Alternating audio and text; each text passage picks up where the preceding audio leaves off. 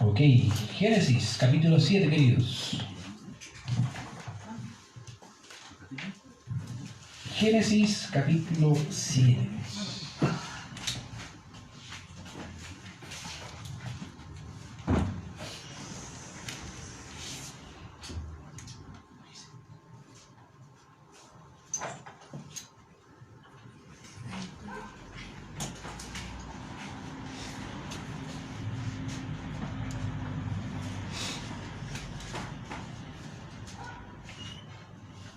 Para los que nos han estado siguiendo, obviamente, los estudios de Génesis, solo obviamente recordar algo del contexto de Génesis capítulo 6 y 7. Obviamente estamos ya abarcando la vida de Noé y los acontecimientos que la acompañaron, ya por si acaso. Así que obviamente es necesario poder entender eso, y así poder avanzar un poco más con este hombre.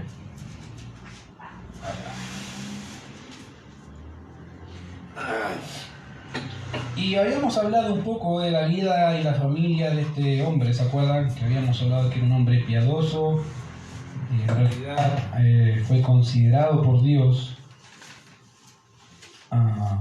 por su forma de vivir, o su forma de temer al Señor en medio de una generación obviamente que en realidad estaba condenada. Ahora, déjenme abrir mi apunte acá. Ahí sí. Ahora, hace una semana estuvimos hablando de este hombre, y si recordamos bien, mencioné que en las Escrituras existen casos, obviamente en los que el escritor, guiado por el Espíritu Santo, siempre nos permite ver algo de lo que Dios piensa sobre ciertas personas. Ya generalmente lo hace, pero es interesante ver cómo Dios también nos permite ver qué piensa Él sobre ciertos personajes. Como por ejemplo podemos saber la vida de Abraham, ¿se acuerdan? Que fue llamado amigo de Dios, y ese título creo que lo tiene casi exclusivamente él. Y vemos también el caso de Job, que se le da una descripción de su carácter, de su persona, de su piedad, no solamente por el escritor, que si bien es guiado por el Espíritu Santo, sino directamente de parte del Señor en el primer capítulo.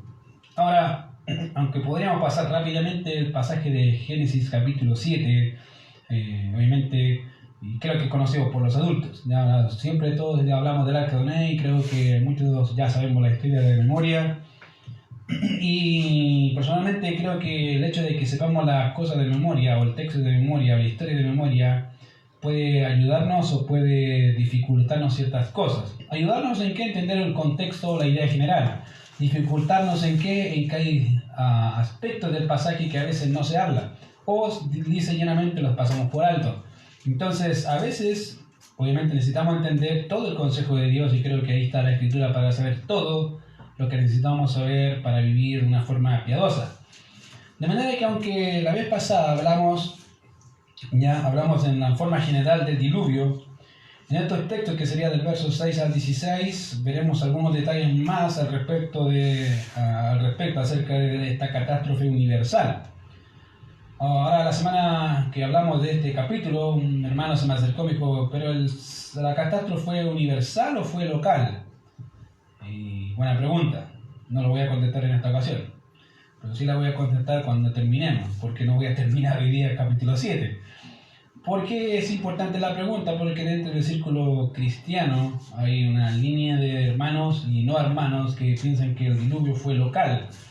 ¿Qué significa que el diluvio fue local? Que fue solamente en Palestina, ya como que el agua se detuvo mágicamente ahí y no siguió para el otro lado. Y es importante obviamente destacar también eso, por qué se cree eso y por qué obviamente nosotros creemos que es un diluvio universal. Pero en esta ocasión no me voy a detener ahí, sino vamos a ver más detalles, como dije, respecto a esta catástrofe. Ya hablando de los acontecimientos del libro que tenemos.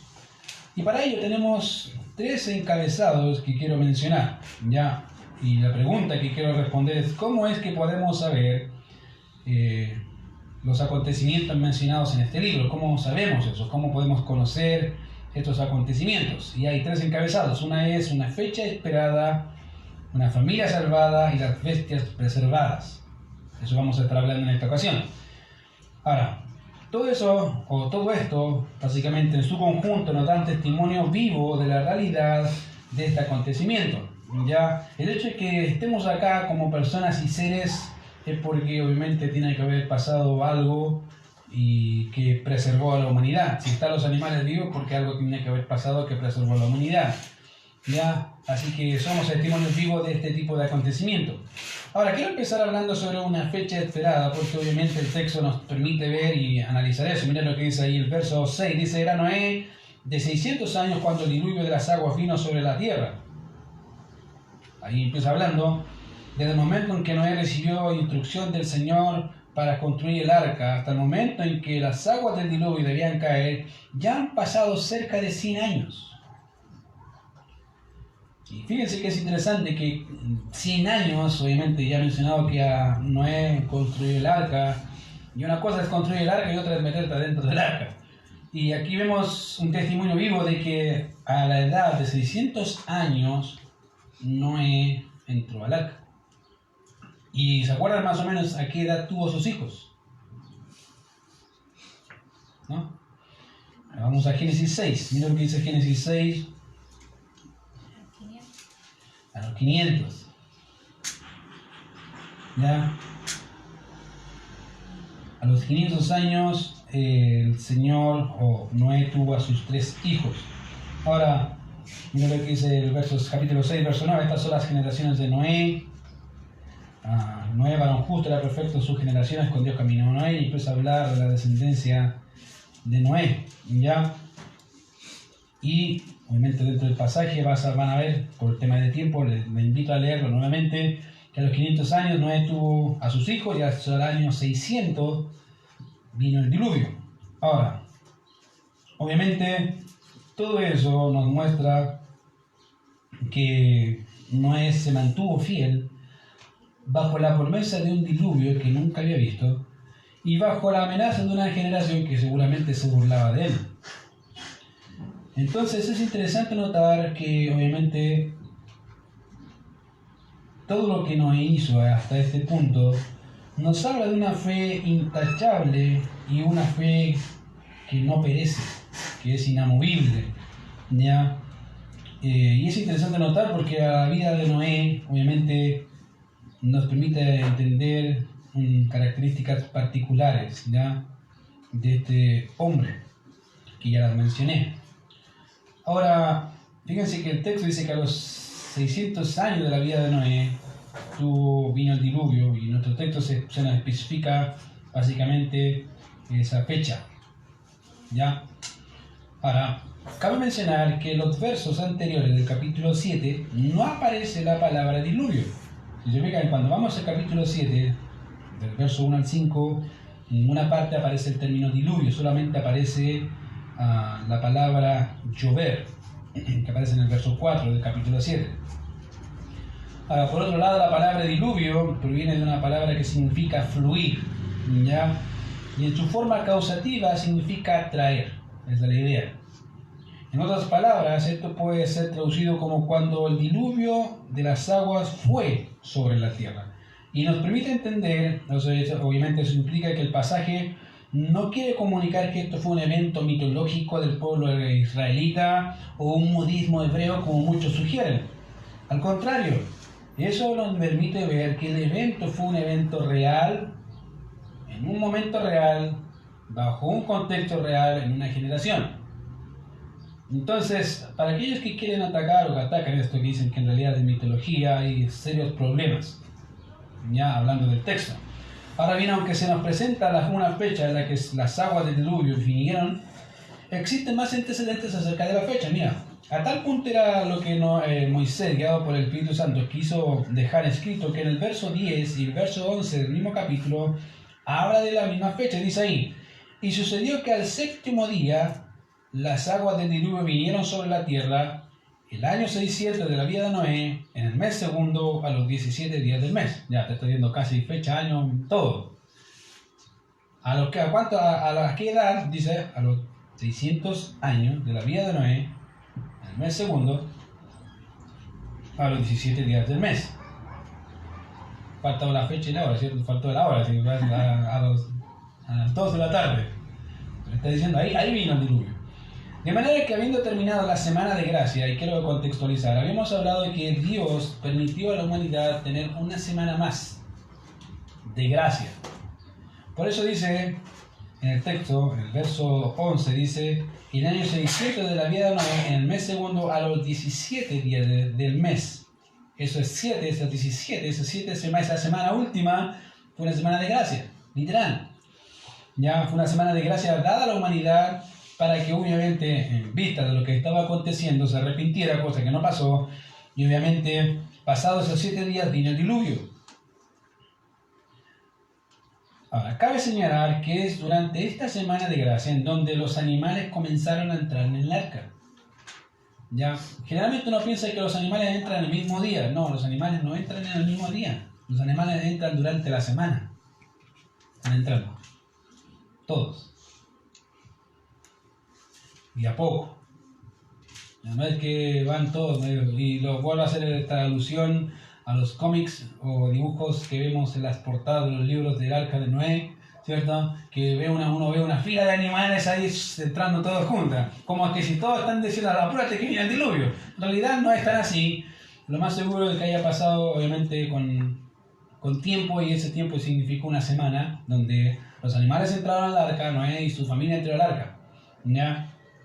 Lo cual debe haber sido un llamado de atención sin duda para la población de aquella época, en vista de lo que Noé obviamente construía y de cómo los animales entraban en el arca.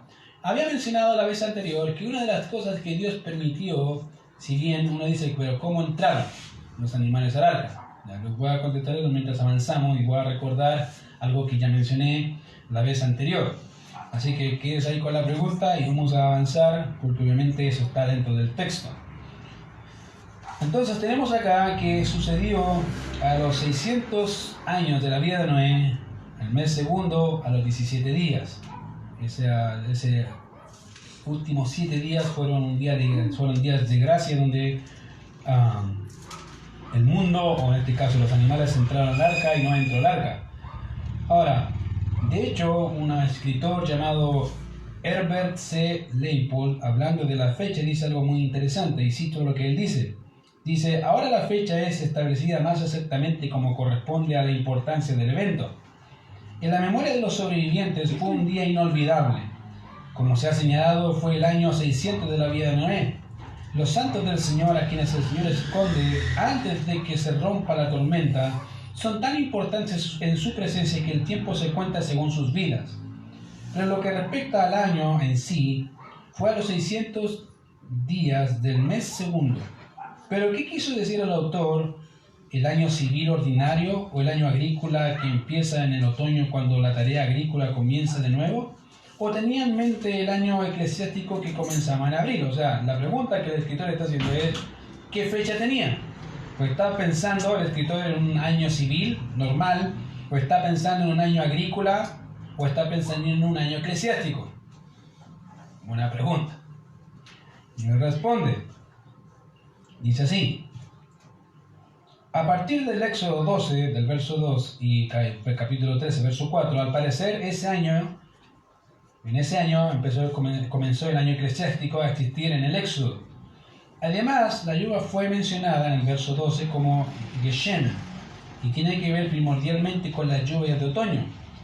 Todo esto hace más probable que el mes se corresponda con nuestro octubre. Entonces, según el escritor, lo más seguro es que el diluvio comenzó en octubre. No es, y ahora quiero hacer un hincapié, tiene que ver con el mes hebreo. ¿Por qué? Porque el mes hebreo, los meses del año hebreo se establecen en Éxodo capítulo 12. Y aquí no estamos, y aquí ni aparece Israel todavía, así que olvídense del mes de hebreo, de los hebreos, o los días de como ellos lo ven, el calendario de ellos es muy diferente al nuestro. Entonces, lo que postula este hermano es que lo más seguro es que el arca o el diluvio debe haber comenzado lo más probable en octubre, donde está el otoño.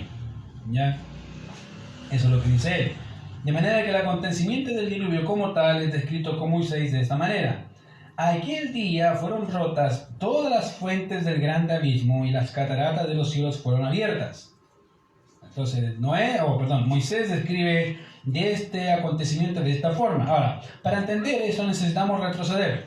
Eso es lo bueno del Génesis. Que si quieres saber respuesta tienes que retroceder o avanzar en el mismo libro. No tienes que casi ni irte a otro lado, exceptuando Génesis 6. ¿Ya? Pero en general es ir, devolvernos y avanzar. Ahora, para entender eso, obviamente, como mencioné, es necesario retroceder en nuestro relato. Debemos recordar algo de los días descritos en Génesis 1. ¿Se acuerdan que en el día 1 Dios crea algo? ¿Cierto? ¿Qué es lo que creó Dios en el día 1? A recordar, a ver. Gracias. En el día 1 Dios creó y dijo Dios, sea la luz. Sea la luz. ¿Qué creó Dios? Luz. No la oscuridad, por si acaso. Algunos dicen, ay, la oscuridad también. No. La oscuridad no dice que la creó, dice que Dios creó luz. La oscuridad ya había. Entonces eso es lo que Dios hizo en el primer día. En el segundo día, ¿qué hizo Dios?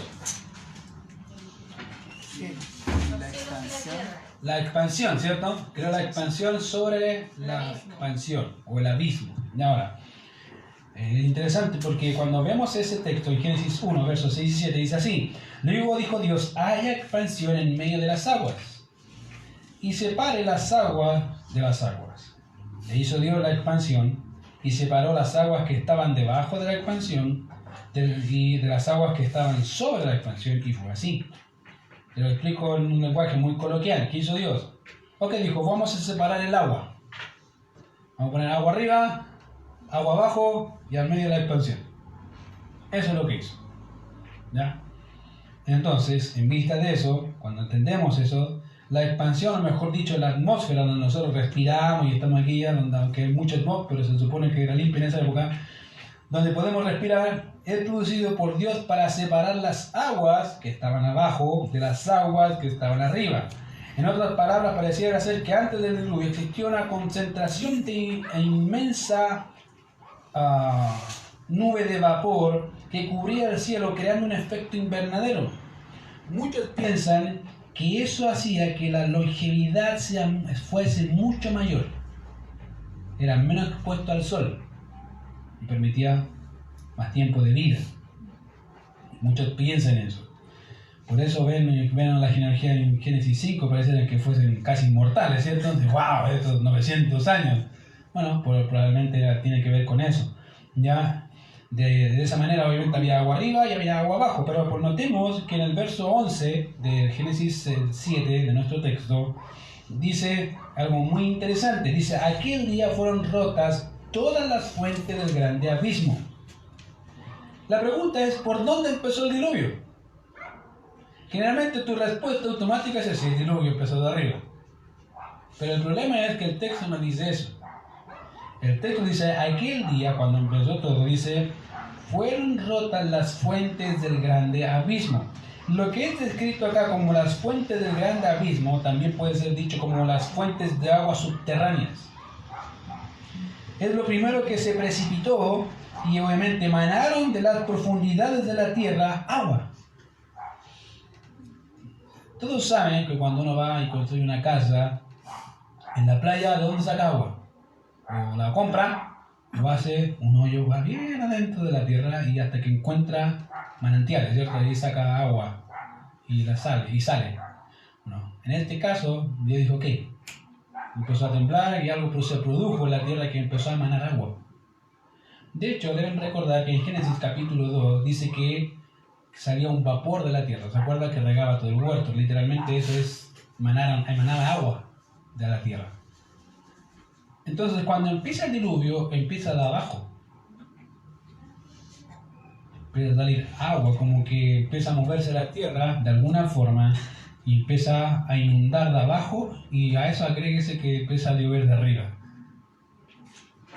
O sea, literalmente, no había escapatoria. Literalmente no había escapatoria. De hecho, un comentarista que me gusta mucho, que se llaman Kay y Dillich, dice algo muy interesante de eso. Dice, de modo que el diluvio fue producido por la ruptura de las fuentes escondidas dentro de la tierra, que empujaron mares y ríos por encima de sus márgenes, y por la lluvia que continuó incesantemente por 40 días y 40 noches. O sea, ambas cosas se juntaron. Abajo y arriba. Imagínate en esa época, si bien veían que se mojaba la tierra, una cosa es que se moja y otra que empieza a inundarse. Y después ven arriba y empieza a llover y no hay vuelta. Eso es, querido, literalmente la catástrofe. Por eso se llama catástrofe, literal. ¿Se han visto esas películas de Hollywood, esas del mar que inunda todo eso? Ni se compara con eso. Porque por lo menos ahí la película se puede salvar. Acá no. ¿Por qué? Porque tenían agua de abajo y de arriba. Eso es así. ¿Ya? Es interesante notar cómo Dios preparó todo, querido, para ese evento, y en vista del testimonio vivo que dejó, obviamente, hablando de Noé, condenando al mundo por su fe. De hecho, podemos ver cómo la familia de Noé se salvó con muchos más detalles acerca de su salvación, escondiéndose obviamente en el arca. Y en primer lugar podemos ver estos detalles descritos entre los versos 7 al 9 del texto y también del verso 13 al 16. Fíjate que cuando tú lees el capítulo 7 te habla de un texto, después te vuelve a repetir algo con más detalle y después te lo repite con más detalle. Y lo hace obviamente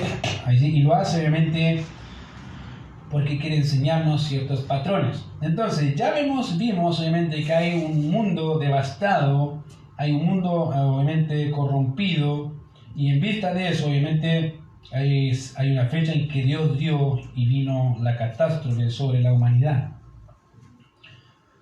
Y es interesante porque en medio de esa catástrofe, Dios halló gracia, o un hombre halló gracia entre los ojos de Dios y fue salvado junto con su familia. Ahora, si notamos ambas descripciones que di recién, en el verso 7 al 9 y en el verso 13 al 16, si tomamos esos dos textos, los grupos de textos, y hacemos algo paralelo, vamos a ver cosas interesantes. ¿Ya? En primer lugar, cuando leemos el verso 7, nos dice, y por causa de las aguas del diluvio entró en el arca, y con él sus hijos, su mujer y las mujeres de sus hijos. Eso dice el verso 7. Pero si ves el verso 13, dice, en ese mismo día entraron Noé y Sem, Cam y Jafet, hijos de Noé, la mujer de Noé y las 3 mujeres de sus hijos con él en el arca. Ahora, si nos fijamos bien, en el verso 7 se nos presenta la causa por la que Noé y su familia entraron en el arca. Básicamente en los ambos textos se mencionan que entraron por causa del diluvio. Ahora, deben entender que ellos entraron antes del diluvio. No es que entraron cuando estaba lloviendo. Y mucha gente piensa que Noé entró cuando se empezó a llover. No. Noé ya estaba dentro antes que lloviera. Entonces, imagínate, ocupemos la imaginación y piensa, Noé, 120 años hablando de un diluvio, más o menos, esa es la fecha, y proclamando un diluvio, una catástrofe universal, mientras construía un arca, la gente lo veía, sin duda se burlaba, pero al momento, en la semana de gracia, vemos cómo los animales van entrando, y este hombre entra, y uno dice, ¿está hablando en serio o está bromeando? Fíjate que incluso en la semana donde Noé fue un testigo vivo de que lo que Dios decía era verdad, la gente no se arrepintió. Y puedes pensar en Apocalipsis que a pesar de todos los eventos que se nombran, que suceden, la gente no se arrepintió. Y no se arrepintió. Y es exactamente lo mismo. Fíjate que es interesante porque en estas descripciones vemos a Noé y su familia. Y tanto en el verso 7 como en el 13, obviamente, se nos muestra que ya estaban dentro del arca. Ahora, por otro lado, es interesante notar que en ambos textos, aunque se nos presenta a la familia de Noé, en el verso 7 pareciera ser más general. Si te fijan ahí dice, y por causa de las aguas del diluvio entró Noé al arca y con él sus hijos, su mujer y sus mujeres de sus hijos. Punto. ¿Cómo se llama? No tenemos idea. Averígualo. Pero el otro es más detallado. Dar los nombres de sus hijos. ¿ya? Y ahí están los nombres de ellos. Ahora, si bien podemos ver esas listas, en ambas listas empiezan con la persona de Noé. En la lista del verso 7 y en la lista del verso 13, ambas listas comienzan con Noé. Y eso es importante destacarlo porque debemos recordar que en el capítulo 6, verso 8, se nos dice que Noé halló gracia entre los ojos de Jehová. No fue su familia. No dice la familia de Noé halló gracia, no, dice Noé. De hecho, cuando el pueblo de Israel estaba en total rebeldía contra Jehová, contra Dios, Ezequiel les dice algo interesante a los israelitas. En Ezequiel capítulo 14, verso 14, dice: si estuviesen en medio de ellos, o de ella, estos tres varones en medio de Jerusalén, de la ciudad, si estuvieran en medio de ellos estos tres varones, Noé, Daniel y Job, ellos por su justicia librarían únicamente su propia vida, dice Jehová el Señor, ni siquiera su familia. Querido, tal fue el impacto de la vida de Noé sobre su familia que se salvó su familia por él, literal. Cuando el texto dice que Noé caminaba con Dios, eso es una vida, querido, en realidad entregada al servicio de Dios. No importan las consecuencias, no importa lo que la gente diga. Dice, por fe, dice Hebreos, Noé condenó al mundo. ¿Por qué por fe? Porque hizo algo que nadie pensaba que iba a venir. Un diluvio, ¿qué es eso? Esa fe condenó a Noé. Condenó al mundo por la vida de Noé. Y obviamente eso nos permite ver que Noé es el primero en la lista. Él fue el destacado. Pero en segundo lugar, en el verso 13 se nos presenta una lista de grupos. Fíjate, en el verso 13, si bien en el verso anterior que vimos, el verso 7 es más general, en el verso 13 es más en grupo. Mira el grupo. Vale decir, está Noé con Sem y por otro lado está Jafet con Cam. ¿Se fijan? A mí dice, pero ¿qué importancia tiene eso? Es interesante. Ahora, no podremos entender obviamente esta agrupación, pero mientras avanzamos vamos a ver por qué tiene importancia este tipo de agrupación. Ahora, hoy eso lo vamos a ver en el capítulo 9, como no estamos ahí, lo salto. Pero mientras solo quiero destacar que esta agrupación que se ve en nuestro texto se desprenderá una línea en donde saldría la bendición de Noé sobre Sem y su descendencia. Por eso a los israelitas se le llaman la simiente semita. Porque vienen de dónde? Sem. Y en realidad de ahí parte todo. Una simiente bendecida. Y pareciera ser que el escritor Moisés lo que está haciendo es empezar a darnos luces de algo que va a pasar con Sem. Por eso la agrupa junto con Noé. Pareciera ser que este Sem es diferente a Cam y Jafet. La pregunta es, ¿qué los hizo diferentes? Bueno, lo vamos a ver cuando lleguemos al capítulo 9. Ya, mientras tanto, solo que dice ahí y en la expectativa. Lo que sí quiero destacar es que dentro de esa familia siempre se mencionaban a los tres, a los hijos de Noé, o a sus trillizos. Tenemos a Noé, el principal, la mujer de Noé y las mujeres de sus hijos. Todo eso era para preservar a la humanidad y así poder continuar con el plan del Señor. Ahora, no solamente vemos una familia cuidada, sino también cómo Dios preserva a las bestias. Ahora, si seguimos esta secuencia, que es en paralelo, notaremos que desde el verso 8 al 9 y del verso 14 al 16 se nos presentan a los animales que entraron en el arca. Y en ambos textos obviamente nos dan luces. Entonces, síganme por favor, del verso 8 al 9, se nos presenta la entrada de los animales en términos limpios y no limpios. Ya, mira lo que dice ahí. De los animales limpios, del verso 8, y de los animales que no eran limpios, y de las aves y de todo lo que se arrastra sobre la tierra, de dos en dos entrarán con Noé en el arca, macho y hembra, como mandó Dios a Noé. ¿Se fijan? Esto se está especificado en animales limpios y animales no limpios. Ahora, solo mencionaré algo respecto a eso, debido a que ya lo vimos la vez anterior sobre los animales limpios y no limpios. ¿Ya? Debemos recordar que aunque muchos autores o hermanos aluden a que estos animales son los mismos descritos en Deuteronomio y en Levítico, ¿se acuerdan? En Deuteronomio se describe qué animales eran limpios y qué animales no eran limpios. Lo mismo pasa con Levítico. Dice, mira, estos son los animales que puedes comer y estos son los animales que no puedes comer. Dentro de los animales que no podían comer, los israelitas eran los animales que tenían pezuña hendida, en este caso, y que no rumiaban. En el caso del cerdo, ellos no comen cerdo porque si bien tiene pezuña hendida, pero no rumian, ¿cierto?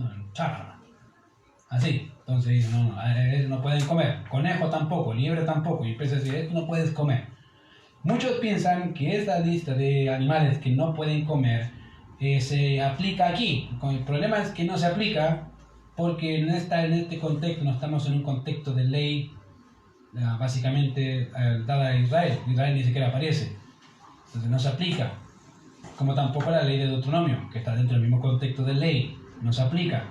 Entonces, habíamos hablado y hecho una pregunta de cómo es que Noé sabría qué animales eran limpios y qué animales no eran limpios. Porque dice, hay que entrar 2 animales, ¿se acuerdan? Eran 7 parejas de los limpios y los otros una pareja de los no limpios. ¿Cómo sabía? Y mencioné que los animales entraron básicamente por obra sobrenatural, vale decir, Dios es quien produjo en los animales el sentido de entrar en el arca. Por ende, necesitamos enfocarnos en los versos de este capítulo. Básicamente, uno es el que estamos estudiando, o que estudiamos en Génesis 7, versos 2 y 3. Miren lo que dice. De todo animal limpio tomarás 7 parejas, macho y su hembra, más de los animales que no son limpios, una pareja, el macho y su hembra. También de las aves de los cielos, 7 parejas, macho y hembra, para conservar viva la especie sobre la faz de la tierra. Y eso dice ahí. Entonces, pareciera ser que el que tenía que hacer el trabajo era Noé. Dice, tú tomarás. Pero gracias a Dios que no es el único texto. En Génesis dice ahí, más adelante en el verso 9, mira lo que dice. Dice, vamos a leer del 8. De los animales limpios y de los animales que no eran limpios y de las aves y de todo lo que se rata sobre la tierra, de 2 en 2, entraron con Noé en el arca. Y la idea de entrar ahí no es que Noé los arrió. La idea es que ellos solo entraron, que Dios los hizo entrar en el arca, ¿ya? En donde solo los animales que les entraron en el arca, obviamente, de manera que Noé no tuvo que ir a buscarlos.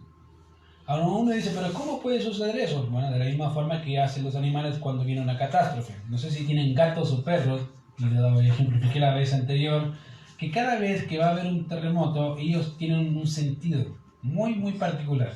Que empiezan a arrancarse o empiezan a aullar, ¿cierto? Y no es uno, son todos aullan o se arrancan o se esconden, algo están haciendo porque algo sienten o presienten que va a pasar. Ya, algo parecido sucedió acá. Lo particular es que solamente fueron de algunos animales, no todos. Como que cierto grupo de animales entraron, no entraron todos los animales, ¿ya? Y obviamente vinieron con él en el arca, de 2 en 2 de toda carne en que había espíritu y de vida, y esa era la realidad y fue lo que pasó. En otras palabras, Noé no fue quien trajo a los animales, sino que fue Dios quien llevó a los animales al arca en busca de un refugio. Ellos algo sentían, algo veían, o algo sabían, o estaban ahí, o presentían, como quiera llamarle. Y entraron al arca de 2 en 2. Ahora bien, aunque los versos del 8 y 9 del capítulo 7 se nos menciona cómo debían entrar, ¿se acuerdan?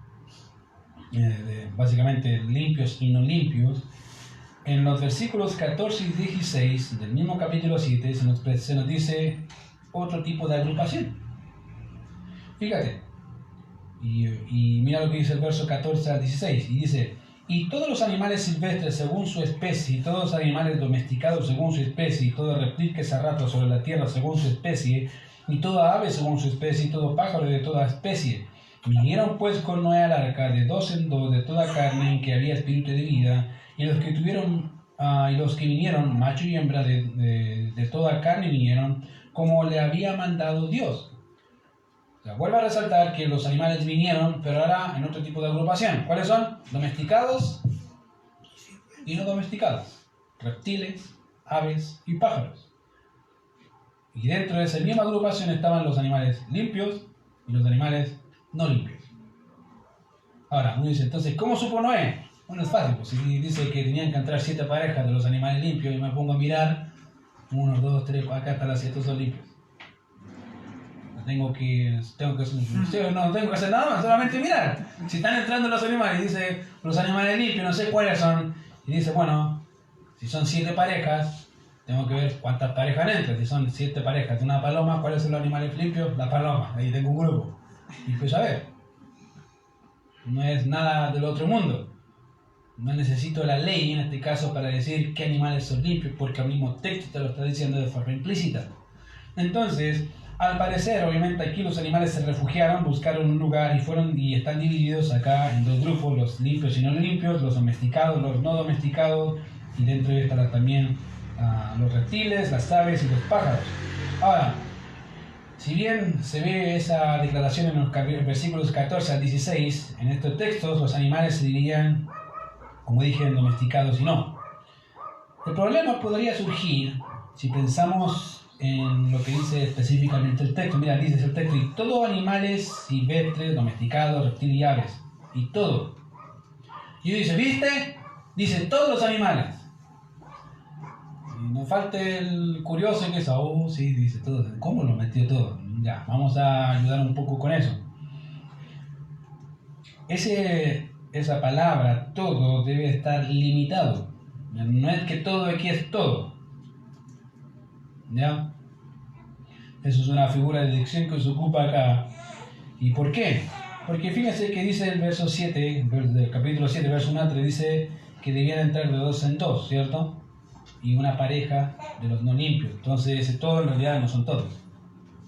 Están diciendo básicamente lo que está diciendo es que esos todos son de toda la especie. O sea, necesito tomar una pareja de una especie, otra pareja de otra especie, y eso es todo. Lo estoy concentrando, estoy limitando el todo acá. ¿Ya? No sé si me entienden. Cuando uno dice todo, ejemplo, te lo pongo un ejemplo muy gráfico. Cuando uno dice, ¿qué hiciste ayer? Realmente, o depende, a qué le preguntamos. Los hombres decimos, hice esto, fui a trabajar, comí esto. ¿Y qué comiste? Ah, listo.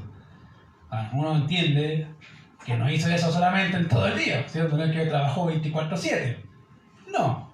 Trabajó, fue al baño, se bañó, se duchó, ¿cierto? Se lavó los dientes, algo, no sé, pues, hizo todo lo que uno hace en el día. Pero uno sintetiza, ¿cierto? Ya. Lo que uno hace es básicamente ocupar una figura de dirección. Estoy ocupando el todo para decirte algo general, pero que en realidad no es todo. ¿Ya? Se le llama la parte por el todo, y aquí es exactamente lo mismo. Aquí el todo se está limitando a una parte, y esa parte son la especie. ¿Me entienden? ¿Van siguiendo, cierto? Ok. Ahora, fíjate que es interesante, porque cuando llegamos ahí, uno dice, ¿qué me afecta todo lo que he visto hasta ahora en mi propia vida? Bueno, ¿te va a afectar en qué cosa? En términos generales te afecta porque puedes ver que Dios, no importa el tiempo que pase, Dios cumple su palabra. No importa el tiempo. Queridos, en 100 años a cualquiera se le olvida algo que alguien te dice. Lo que sea. Bueno, depende. Si es algo muy grave, las mujeres se acuerdan. Pero en lo general, no nos acordamos. Pero fíjate que es interesante que Noé, después de 120 años, seguía confiando en la promesa de Dios. Seguía confiando en esa promesa. Dios dijo que nos iba a salvar. Dios dijo que iba a venir una catástrofe. Y trabajó en pos de eso, 120 años. Queridos, si hay algo que podemos aprender de este texto, en que Dios es fiel a su palabra. Dios no va a echarse para atrás. Si Dios te dice algo, querido, Dios lo va a cumplir. Siempre cumple su palabra. Pasen 1000 años, 200, no importa el tiempo, Dios va a cumplirlo.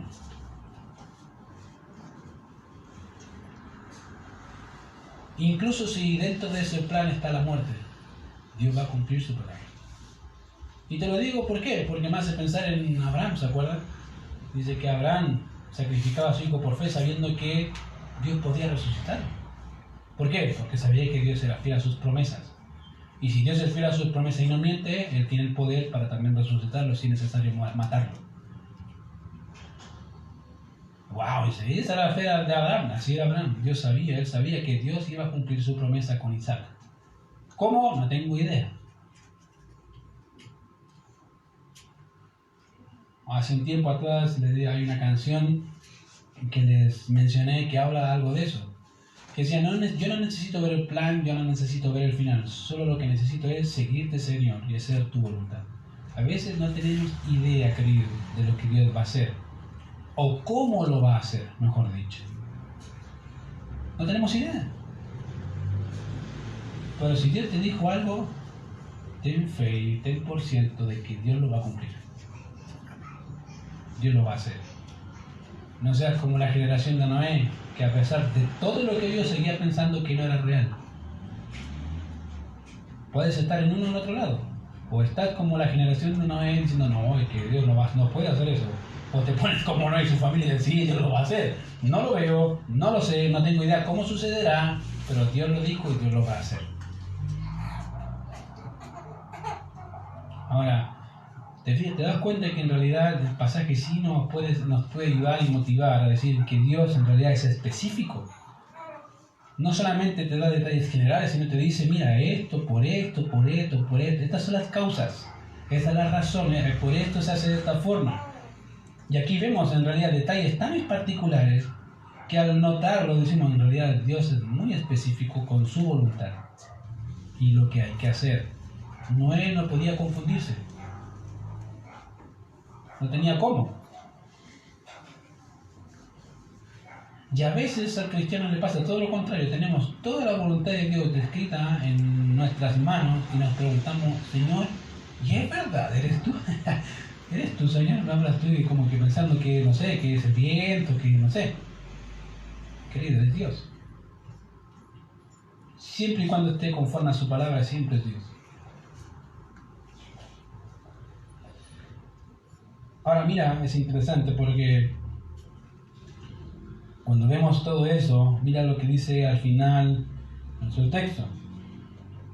Dice, y es interesante porque como termina esta sección, dice ahí, y Jehová le cerró la puerta.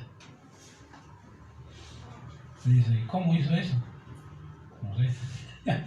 Me pregunta a mí cómo lo hizo, no tengo idea. Probablemente tomó la forma del ángel de Jehová y le cerró la puerta. Lo que sí dice que el que cerró y selló la puerta fue Dios. Después que todos los animales entraron, y dice, ok, ahora esta parte me toca a mí. Y selló todo. Algunos piensan que esto es una figura de la salvación que tenemos en Cristo. Es una figura, una imagen que nos muestra que en realidad si Dios salva, Dios va a encargarse de protegerlo. ¿Cuándo fue la vez que Noé salió? Cuando Dios permitió abrir la puerta, si no, no tiene cómo abrirla. Y obviamente eso fue, ¿se acuerdan? Dice, y se acordó Dios de Noé. ¡Wow! Como que dice, se le olvidó, ¿no? No es que se le olvidó, dice, ahora sí, ahora es el tiempo. Querido, a veces, como te digo, a veces pensamos que estos textos son pasajeros y que no tienen importancia o relevancia, y la tienen. Porque en realidad, si Dios guardó una familia con una cabeza que destacó por su piedad, ¿tú crees que Dios no va a hacer lo mismo con la nuestra? Sí, sin duda. De hecho, este es uno de los pasajes, junto con otros, donde hay una situación tan gráfica de que Dios salva a sus elegidos, Dios cuida a sus hijos. Dios no nos permite destruirlos, aunque sea el hijo como sea. Dice, ¿por qué dices eso? Bueno, Lot, ¿se acuerdan? Dice el texto que al justo Lot se lamentaba por la conducta de su generación, Sodoma y Gomorra, ¿se acuerdan? Y dice, pero Lot no parece justo por ningún lado. Vemos Génesis y no aparece, parece como casi un mundano. Pero Pedro dice que era justo. Y que se lamentaba por cómo era su lugar, sus habitantes, se lamentaba su forma de vida. Y Dios lo salvó de la condenación. Eso nos permite ver, queridos, que Dios cuida, guarda y protege a sus santos. Cumple sus promesas. Y si Dios cumplió la promesa hecha a Noé en Génesis 6, 7 y 8, ¿tú crees que Dios no va a cumplir su promesa hacia su iglesia? Dice, ¿qué promesa? Hay muchas, pero hay una que esperamos, o se supone que esperamos. Cristo vendrá. Él viene. La pregunta es si lo esperamos o no lo esperamos, esa es otra cosa. Pero de que Él viene, viene. ¿Cuándo? No lo sé. Pero el Señor, si dijo algo, Él lo va a cumplir. La pregunta es, ¿estás listo para ver sus promesas en tu propia vida? ¿O todavía estás esperando o comportándote como la generación de Noé, diciendo en realidad no va a ocurrir? Eso solamente tú puedes contestarlo y verás qué va a pasar. Vamos a ver. Señor, te damos gracias por este tiempo, gracias por tu cuidado y tu misericordia. Y gracias por enseñarnos también tu palabra, Señor, en este tiempo. Te pedimos que nos ayudes siempre a poder entender que todo lo que tenemos acá es tu consejo para nosotros, Señor. Y queremos aprender de él. Y gracias, Señor, por enseñarnos también que tú eres fiel a tus promesas una vez más, Señor. Te pedimos que nos guíes en todo. Y gracias por este tiempo. En Cristo Jesús oramos. Amén. Paz.